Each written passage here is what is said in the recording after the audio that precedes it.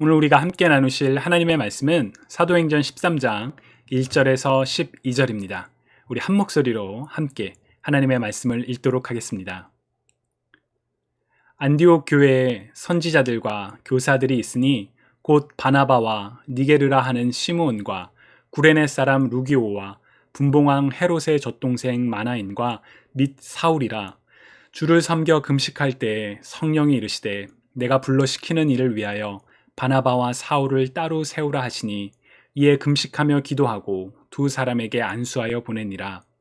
두 사람이 성령의 보내심을 받아 실루기아에 내려가 거기서 배 타고 구브로에 가서 살라마이에 이르러 하나님의 말씀을 유대인의 여러 회당에서 전할세 요한을 수행원으로 두었더라. 온 섬 가운데로 지나서 바보에 이르러 바 예수라 하는 유대인 거짓 선지자인 마술사를 만나니, 그가 총독 서기오 바울과 함께 있으니 서기오 바울은 지혜 있는 사람이라. 바나바와 사울을 불러 하나님의 말씀을 듣고자 하더라. 이 마술사 엘루마는 이 이름을 번역하면 마술사라. 그들을 대적하여 총독으로 믿지 못하게 힘쓰니, 바울이라고 하는 사울이 성령이 충만하여 그를 주목하고 이르되, 모든 거짓과 악행이 가득한 자여, 마귀의 자식이요 모든 의의 원수요 주의 바른 길을 굽게 하기를 그치지 아니하겠느냐. 보라, 이제 주의 손이 내 위에 있으니 내가 맹인이 되어 얼마 동안 해를 보지 못하리라 하니, 즉시 안개와 어둠이 그를 덮어 인도할 사람을 두루 구하는지라. 이에 총독이 그렇게 된 것을 보고 믿으며 주의 가르치심을 놀랍게 여기니라. 주님의 말씀입니다. 하나님 감사합니다. 아멘. 여러분의 삶에서 중요한 결정을 하실 때 어떤 과정을 거치면서 결정을 하시나요? 주어진 상황을 고려하고 또 우리가 한 결정을 내렸을 때 그것이 가져올 결과를 예상해 보면서 우리는 신중하게 고려를 하죠. 그리고 많은 분들은 아마 거의 대부분 중요한 결정을 혼자 내리시지 않고 누군가에게, 가족이 되었든 친구가 되었든 혹은 전문가이든 누군가에게 의견을 구하고 그들의 조언을 받아들여서 결정하시리라고 생각을 합니다. 아마 대부분 그렇게 하시지 않을까 추측해 봅니다. 그리고 사실 그렇게 의견을 구하고 조언을 해줄 수 있는 누군가가 내 옆에, 우리 옆에 있다는 것은 우리 삶의 큰 축복 중에 하나라고 생각합니다. 그런데 여러분께서 중요한 결정을 하실 때 성령님과는 어떻게 의사소통을 하시나요? 중요한 의사결정뿐만 아니라 하루에 몇 번 성령님과 혹시 대화를 하고 계신가요? 성령 하나님은 삼위일체 하나님이시기에 하나님께 혹은 예수님께 기도해도 결국은 하나님께 기도하는 것이니 별로 차이가 없는 것 아닌가라고 그렇게 생각하실 수도 있으실 것 같습니다. 그래서 우리는 성령님을 부르며 기도하기보다는 그냥 하나님 혹은 주님, 예수님 이렇게 기도하는 경우가 더 많지 않을까 조심스레 추측해 봅니다.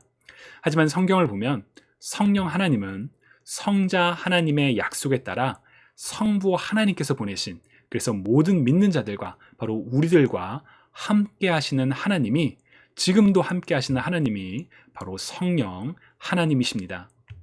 요한복음 14장 26절을 우리말 성경으로 읽어보면, 그러나 보혜사 곧 아버지께서 내 이름으로 보내실 성령께서 너희에게 모든 것을 가르쳐 주실 것이며 내가 너희에게 말한 모든 것을 생각나게 하실 것이다. 아멘. 예수님께서 제자들에게 하신 말씀이시죠. 성령님은 누구이십니까? 보혜사, 곧 우리의 상담자요, 우리를 도우시는 분이시라고 주님께서 말씀하십니다.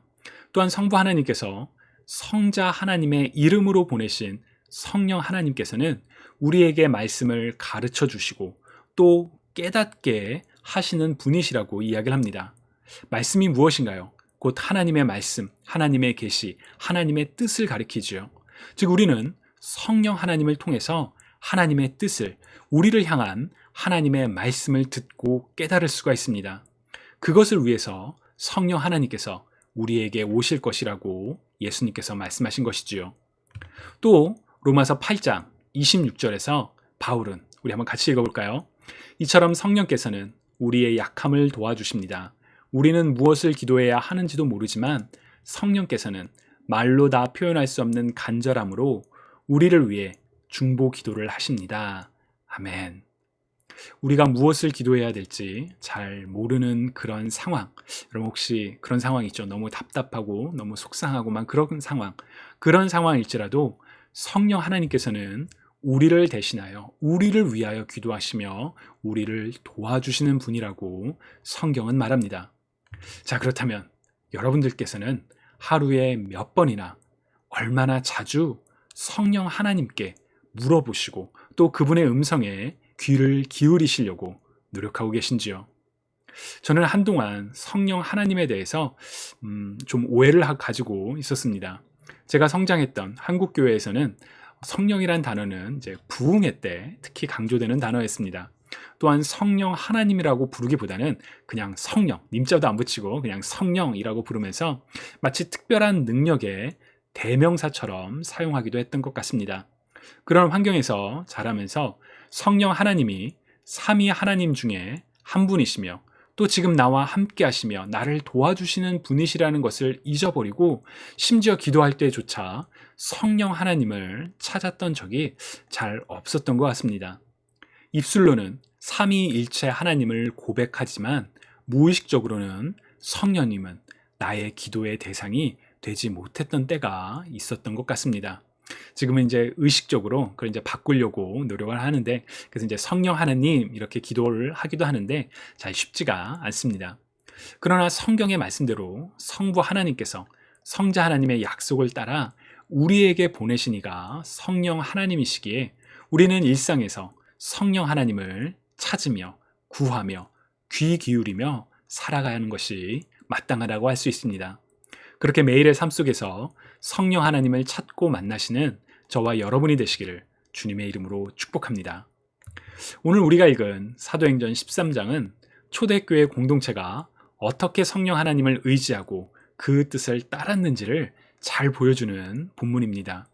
시간적으로는 약 2000년 전, 그리고 공간적으로는 지중해 연안의 도시 안디옥 그 근처에서 일어난 일이지만 오늘을 살아가는 우리에게도 우리가 어떻게 성령 하나님을 의지하며 살아갈 수 있는지 중요한 메시지들을 담고 있는 본문입니다. 그 내용을 오늘 여러분들과 함께 나누고자 합니다. 먼저 오늘 본문의 배경이 되는 안디옥 교회의 역사를 우리가 좀 고려할 필요가 있습니다. 안디옥은 예루살렘으로부터 북쪽으로 약 800km 떨어진 곳에 위치한 지중해 연안의 도시입니다. 당시에는 안디옥이라는 이름을 가진 도시들이 여럿이 있었고 성경에도 두 개의 중요한 안디옥이 등장합니다. 하나는 시리아에 있던 안디옥, 성경에서는 이제 시리아라는 이 나라를 수리아로 번역하기 때문에 수리아 안디옥이 하나 있었고요. 다른 하나는 저 지도에도 보이지만 비시디아 안디옥이 있었습니다. 오늘 본문에 등장하는 안디옥은 시리아 지역에 있던 안디옥으로 초대교회 선교의 중심지였습니다. 사도행전 11장을 보면 스데반의 순교 이후 일어난 박해를 피해서 믿는 사람들이 곳곳으로 이제 흩어지게 되는데 그 중에 일부가 이 안디옥에 이르러서 복음을 증거했습니다. 처음에는 안디옥에 거주하던 유대인들에게만 예수 그리스도가 증거되었지만 이후 이방인들에게도 이제 복음이 전해졌고, 그래서 사도행전 11장 21절을 보시면 주의 손이 그들과 함께 하심에 수많은 사람들이 믿고 주께 돌아왔다라고 성경은 기록하고 있습니다. 안디옥이라는 도시에 특히 이제 이방인들에게 복음이 증거되고 있다는 소문을 들은 예루살렘 교회는 이제 한 사람을 파송합니다. 누구를 파송했을까요? 일전에 우리가 평신도 빌립에 의해서 사마리아 지역에 복음이 전파되었을 때 교회가 베드로와 요한을 보냈었다는 얘기를 함께 나눈 적이 있었는데요. 이번에는 누구를 보냈을까요? 바로 바나바를 보냈습니다. 바나바는 키프로스 출신 유대인으로 사도들에게 위로 혹은 격려의 아들이라고 불렸고, 또 성경은 바나바를 착하며 성령과 믿음이 충만한 사람이라고 이야기를 합니다. 또한 바나바는 사람을 세워주는 사람이기도 했습니다. 사도행전 9장 26절과 27절을 우리말 성경으로 우리 읽어보면 우리 같이 읽어볼까요? 그러나 바나바는 사울을 데리고 사도들에게 가서 사울이 길에서 어떻게 주를 보았으며 주께서 그에게 말씀하신 것과 다메섹에서 그가 예수의 이름을 담대하게 전한 것을 그들에게 이야기해 주었습니다. 이렇게 해서 사울은 제자들과 함께 지내게 됐고 예루살렘을 자유롭게 다니면서 주의 이름을 담대하게 전했습니다. 아멘. 비록 사울이 이제 이 다마스커스로 가던 길에 예수님을 만나고 또 주님의 말씀을 따라 사울을 찾아와서 안수를 해줬던 아나니아를 통해 믿는 사람들의 공동체에 이미 속하게 되었지만 그 중에 일부는 이 사울의 과거, 곧 믿는 자들을 핍박하는데 정말 열심을 다했던 그 사울의 과거로 인해서 여전히 사울을 의심과 경계의 눈초리로 보는 경향이 있었던 것 같습니다. 이런 상황 속에서 이제 바나바는 사울을 사도들에게 소개해 주면서 바울을 세워줘서 사도들이 바울을 받아들일 수 있도록 도와주었던 것이지요. 게다가 바나바는 사도행전 11장 25절과 26절을 보시면 안디옥으로 파송을 받은 것이 바나바 혼자였지만 이 바나바는 자기 혼자 일하는 것이 아니라 다소에 있던 이 사울을 데리고 안디옥으로 와서 그와 함께 안디옥에서 동역을 했다는 것을 우리가 알 수 있습니다. 성경은 바나바가 가진 아름다운 성품에 대해서 여러 가지 이야기를 합니다. 위로의 아들, 격려의 아들, 착하고 성령과 믿음이 충만한 사람, 이렇게 이야기를 하죠. 그렇지만 저는 그 중에서도 개인적으로 가장 바나바의 아름다운 성품이 바로 이렇게 사람을 세워주는 그런 성품이라고 생각을 합니다. 오늘날 우리가 살아가는 현대 사회는 참 치열한 경쟁의 사회이지요. 그래서 나보다 뛰어난 누군가가 있으면 어떻게든 끌어내리려고 하고 그를 밟고 자신이 올라서려는 경향이 사회 곳곳에 만연해 있습니다. 능력이 있는 사람을 세워 공동체를 더 풍성하게 하기보다는 그를 시기하고 질투하여 비방하고 끌어내리는 그런 악한 모습들이 참 많이 볼 수 있죠. 오늘날 우리 사회에 그런 점에서 정말 필요한 모습이 바로 바나바와 같이 사람을 격려하고 세워주고 함께 동역하는 모습이 아닐까 생각해 봅니다. 주님을 사랑하시는 여러분, 주님께서는 부족하고 연약하며 심지어 악한 모습까지도 가지고 있는 우리를 부르사 자녀로 삼아주시고 세상 가운데 복음을 증거하는 하나님의 대사로 세워주셨지요. 그렇다면 그렇게 하나님의 부르심과 하나님께서 우리를 세우셨다는 것을 기억하면서 우리 주변의 누군가를 우리 역시 세워주고 격려하며 그와 함께 동역해야 되지 않을까요? 그렇게 사람을 세우며 함께 동역하는 저와 여러분 모두가 되시기를 주님의 이름으로 축복합니다. 오늘 본문 1절을 보시면 안디옥 교회에는 5명의 리더들이 있었습니다.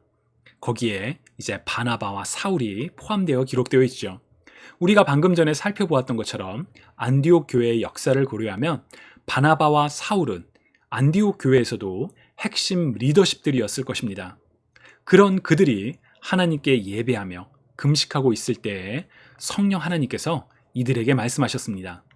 우리 2절을 세번역 성경으로 같이 한번 읽어볼까요? 그들이 주님께 예배하며 금식하고 있을 때에 성령이 그들에게 말씀하셨다. 너희는 나를 위해서 바나바와 사울을 따로 세워라. 내가 그들에게 맡기려 하는 일이 있다. 아멘. 안디옥 교회의 컨텍스트를 고려하지 않고 이 2절을 그냥 읽으면 하나님께서 바나바와 사울을 따로 부르시는구나, 이 사람들 따로 세우시는구나 이렇게 생각할 수 있지만 안디옥 교회의 역사 속에서 그리고 바나바와 사울이 어떤 일들을 했는지를 고려하면 바나바와 사울을 따로 세우라, 즉 다른 곳으로 보내라 라는 성령의 하나님의 뜻은 안디옥 교회에게 참 아쉽고 또 한편으로는 충격처럼 다가온 메시지가 아니었을까 저는 조심스럽게 추측해 봅니다. 공동체에 굉장히 열심히 사역을 하며 중요한 역할을 맡고 계신 분들이 있는데 그분들이 없으면 공동체가 안 돌아갈 것 같은데 오늘날 갑자기 성령님께서 그들을 다른 곳으로 부르신다, 그들을 보내라 라는 그런 이야기를 말씀하신다면 공동체 전체가 어떻게 반응을 했을까, 참 어려움을 느끼지 않았을까 그런 생각을 해봅니다. 그러나 이어지는 3절을 보면 이들은 금식하며 기도하고 바울과 바나바 두 사람에게 안수를 한 뒤에 보냅니다. 저는 이 장면이 성령님이 우리를 부르시고 또 우리가 성령님께 응답하는, 특히나 공동체로서 응답하는 과정에 관하여 정말 잘 보여주는 그런 장면이라고 생각합니다. 주님을 사랑하시는 여러분, 우리 삶에, 우리 공동체에서 성령 하나님의 뜻을 얼마나 간절히 구하고 계신가요? 오늘 본문 2절은 그들이 하나님을 예배하며 금식하고 있을 때, 즉 간절히 하나님을 예배하고 있을 때 성령 하나님께서 말씀하셨다라고 이야기합니다. 또한 그들은 공동체적 관점에서는 안타깝고 아쉽고 충격적인 그런 부르심이었지만 그 부르심에 금식과 기도로 응답하고 성령 하나님의 뜻을 따라 교회를 세웠던, 교회 공동체에 없어서는 안 될 것 같은 바울과 바나바를 다른 지역으로 파송을 합니다. 그리고 이 일이 바로 바울의 1차 선교 여행의 시작이 되었던 것이지요. 이어지는 본문을 보시면 이들은 성령님의 인도하심을 따라 구브로, 곧 키프로스라고 하는 저 빨간 화살표가 가리는 그 섬으로 가서 이제 복음을 증거하기 시작합니다. 그리고 그곳에서 이들은 자신들을 반대하는 바예수라는 마술사를 만납니다. 바예수 혹은 엘루마라고도 불리는 이 인물이 어떠한 인물이었을지에 대해서는 사실 단서가 그리 많지는 않습니다. 그러나 이가 거짓 예언자, 거짓 선지자라고 성경은 이야기를 하고요. 또한 그의 이름을 통해서 우리가 이 사람이 어떤 인물이었는지 추측해 볼 수가 있습니다. 바라는 단어는 세모로 아들을 뜻하는 단어입니다. 그래서 이제 그 중동의 문화상 누구의 아들, 누구라고 이제 사람을 부른 적이 많은데요. 예를 들어 예수님께서 베드로를 바요나 시모나라고 부르셨을 때가 있죠. 여기서 바요나 시몬이라는 뜻은 바가 아들, 요나의 아들 시모나라는 그런 뜻입니다. 그런 점에서 자신의 이름을 바예수라고 칭하는 이 사람은 어쩌면 자기 자신을 내가 예수의 아들이라 라고 이야기했던 것은 아닐까 우리가 추측해 볼 수가 있죠. 그래서 10절에서 바울이 이 사람을 향하여 악마의 자식이라고 부르거든요. 즉 자기 자신은 나는 예수의 아들이야 라고 칭하지만 바울은 내가 예수의 아들이 아니라 마귀의 아들이다 라며 그의 정체성을 꼬집는 듯한 그런 표현을 사용하기도 합니다. 바예수 혹은 엘루마가 예수를 증거했던 사람이었는지는 사실 우리는 알 수가 없습니다. 그냥 거짓 선지자, 이름이 바예수, 엘루마다, 이게 우리가 알고 있는 단서의 전부이죠. 중요한 것은 그가 복음을 증거하러 온 바나바와 바울을 반대했었다라는 점입니다. 8절을 보면 자신을 신임하고 있던 총독이 바나바와 바울을 믿지 못하게 하려고 애썼다는 점에서 아마도 그는 바나바와 바울을 비난하고 어떻게든 끌어내리려고 했었던 것일 거라고 우리가 추측해 볼 수가 있습니다.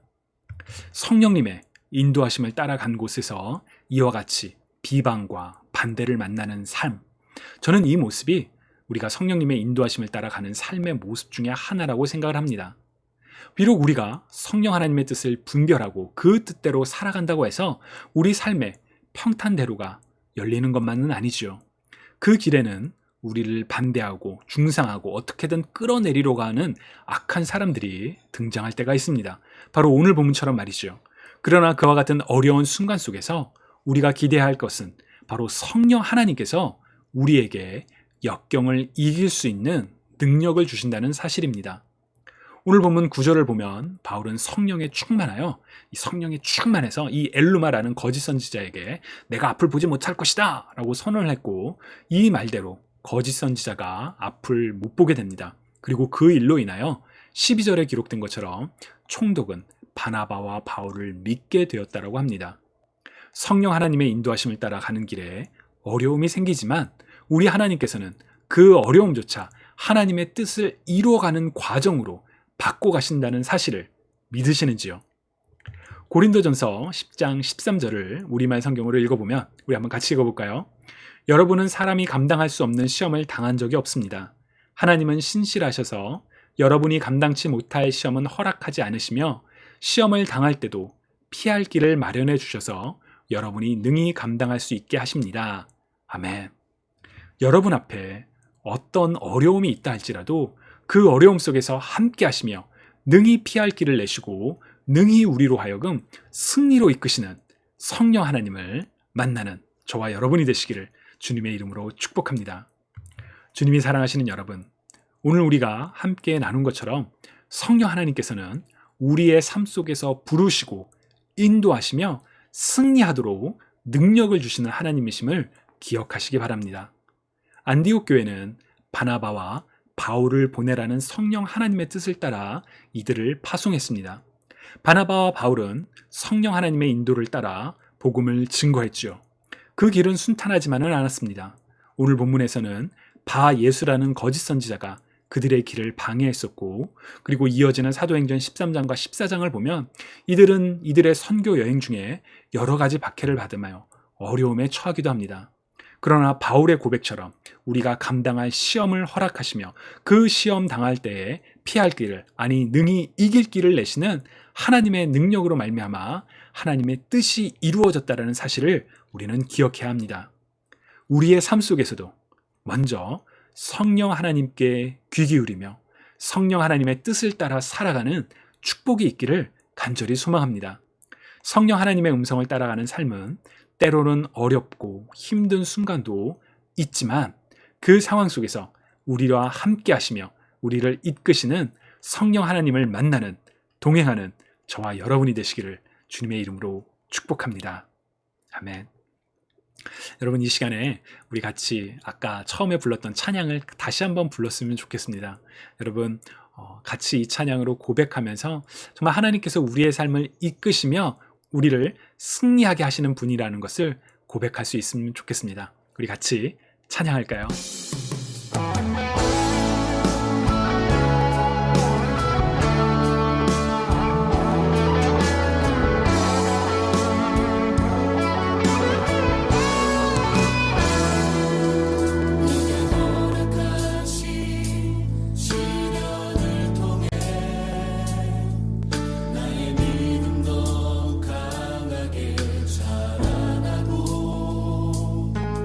험한 산과 골짜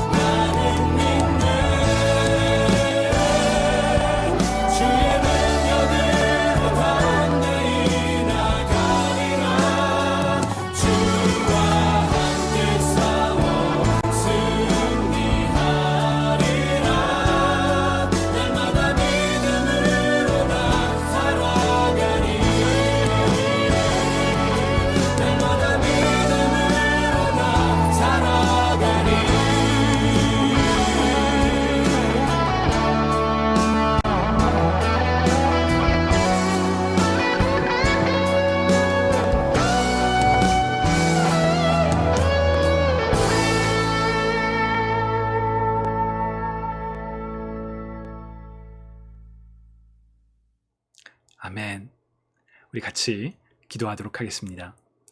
사랑의 하나님 감사합니다. 성령 하나님께서 인도하시는 삶을 우리가 살기를 간절히 소망합니다. 오늘 사도행전 13장에서 성령 하나님께서 공동체 가운데 말씀하시고 공동체는 그 말씀을 따라 바나바와 바울을 파송했고 바나바와 바울은 성령 하나님의 인도하심을 따라간 그 길에서 어려움을 처하기도 했지만 성령 하나님의 의지하여 능력 가운데 복음을 증거하는 일이 이루어졌음을 우리가 기억합니다. 주님, 우리의 삶 속에서도 우리가 성령 하나님의 뜻에 귀 기울이기를 소망합니다. 성령 하나님, 우리에게 말씀하여 주옵소서. 성령 하나님, 우리가 그 뜻을 따라 살겠습니다. 성령 하나님, 때로는 하나님의 뜻을 따라 살아가는 것이 우리 삶에 어려움이 된다 할지라도 능히 피할 길을 내시며 능히 이기게 하실, 승리하게 하실 하나님을 신뢰하며 우리가 끝까지 하나님을 믿으며 나아갈 것을 고백하며 간절히 기도합니다. 주님, 우리의 삶 가운데 말씀하여 주시고 우리를 이끌어 주옵소서.